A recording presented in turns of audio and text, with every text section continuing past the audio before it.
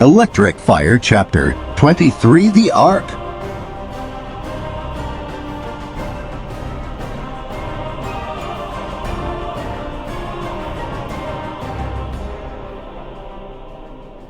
I kept my eyes closed. I don't know for how long. I fell back on something hard yet familiar. Sonic was beside me, curled up. He opened one eye and then looked around a bit before getting up. Lights turned on as he walked in a circle around me. It was surprising to see the lights turn on. You would have thought they'd be burned out by now. It was possible someone was still running the place, but from where and why? I don't think we're in Kansas anymore. He joked a bit. I just sighed and looked around a bit and knew where we were now. We weren't at Gun. I must have awoken a new power back there, one that I never knew about. Teleportation or chaos control, as I'd like to call it. It has a good ring to it. Well, it doesn't seem like those scientists are here, so maybe we could explore this new place just to make sure we're on the safe side.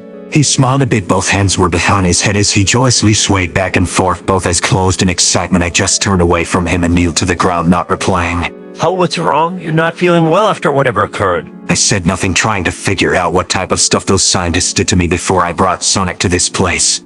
It seemed to be abandoned, but something felt wrong here, terribly wrong.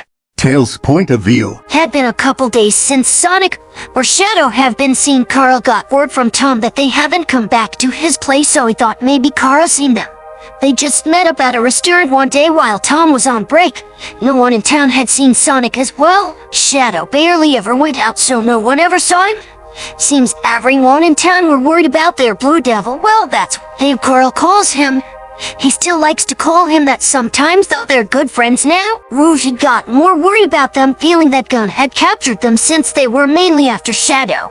She's been trying to come up with a rescue mission lately, but first she needed to know where they're keeping them, and if they have them. She's decided to go it alone, though I could easily cut the cameras, but she decided against it since they probably have a tight defense system. If anything happened to the cameras, I only hope she gets to them in time. Shadow's point of view. I looked back at Sonic after some time before getting back onto my feet again. This place is what's wrong. I don't know how we ended up here. This is the place from my past, where it was created and also where I was destroyed. Mentally, not physically. Sonic said nothing. He seemed to still want to explore the place a bit, wanting to get to know where all the horrors took place. He heard my stories of it, but now that he could actually see every room, it seemed he was more curious on how everything looked. I soon got the feeling that we were being watched. I turned around only to see a spirit. Maria's. Sonic just gazed out the window looking at all the stars. Maria said nothing before vanishing as Sonic spoke. So many stars, I can't even tell where my planet that I'm from is. I guess mine is far off out away from this galaxy. You can see a lot more stars from here than back on Earth. Do you think Longclaw? Do you think she's watching over me? I mean, her spirit. The spirit was probably just my own imagination. I just went back to gazing out the window with him. True. The place you're from is probably farther out away from this galaxy. I believe so. I think she's proud of you. I mean how far you've come. I think she is also glad you found a home with a friendly family.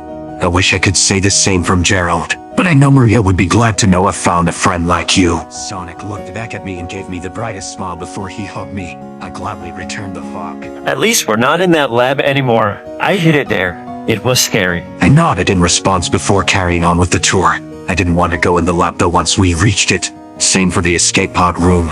Sonic went into the lab. I peeked in as Sonic asked me a question about one of the large machines in there. It was covered in dust and cobwebs. It was heavily damaged. There were a few pictures in the room on the walls, mainly Maria and Gerald back way before I was made. Only one picture of me was there, and that was the pic of me in the machine Sonic was standing in front of. Gerald was standing where Sonic stood in the photo. Sonic wasn't facing toward me though. He was just staring at the machine. Then he noticed a symbol on one side. The letters were fading, but it read Project Shadow. Sonic said nothing, then his gaze went to the photos. Oh, is that Maria and Gerald? Yeah, that's them. How Gerald kinda looks like Robotnik a bit. Maybe they're related. Well, maybe. Gerald and Maria's last name were Robotnik, so maybe. I doubt it though. I mean, some people can have the same last name but aren't related.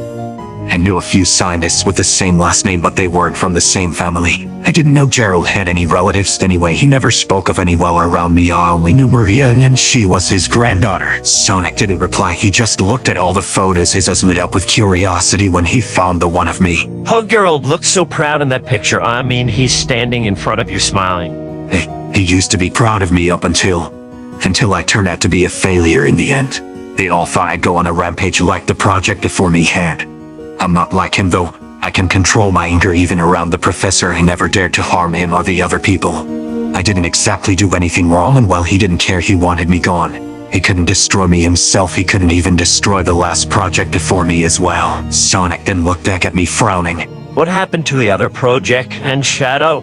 Do you think Tom and Manny would grow tired of me after a while like Gerald had? I mean, at first Tom wasn't exactly fond of me. We mainly took the road trip to get my rings back, and the plan on me living with him and Manny wasn't an option then. But I guess they just felt pity for me after a scientist was after me, and I told them my life story. Sure, I love it on Earth. I never felt like I belonged anywhere else. I don't exactly want to leave. While the last project got locked away somewhere on this ark in a deep sleep, I guess, or maybe it was destroyed in the raid, I'm not exactly sure. As for Tom and Manny, well, I doubt they get tired of having you around. They're most likely worried sick. I can probably get us back, but I need Tom to better understand and control this new power I have possessed. It took a few hours before the tour ended. We took a break in what used to be the break room. Once the tour was done, I fell asleep in one of the chairs. It was worn, but it was sturdy enough to sit in, or in my case, lay down. Sonic had no problems falling asleep, unlike me. I kept thinking I saw spirits of the people who used to work here. I keep telling myself revenge for Maria's death is wrong, but I'll admit part of me wants to take revenge by destroying Earth, but it was only a whisper. After all, so many good people are there. It's just bad luck for me that I've met the bad ones, except for Tom and Manny. They were good people. They saved Sonic along with me. I am grateful to them. This wouldn't be right to follow my creator's wishes. He's gone. I need to make my own life now. I can't just carry out the wishes of those who steered me wrong. I looked back at Sonic and smiled a little before falling asleep. At least we both are safe for now.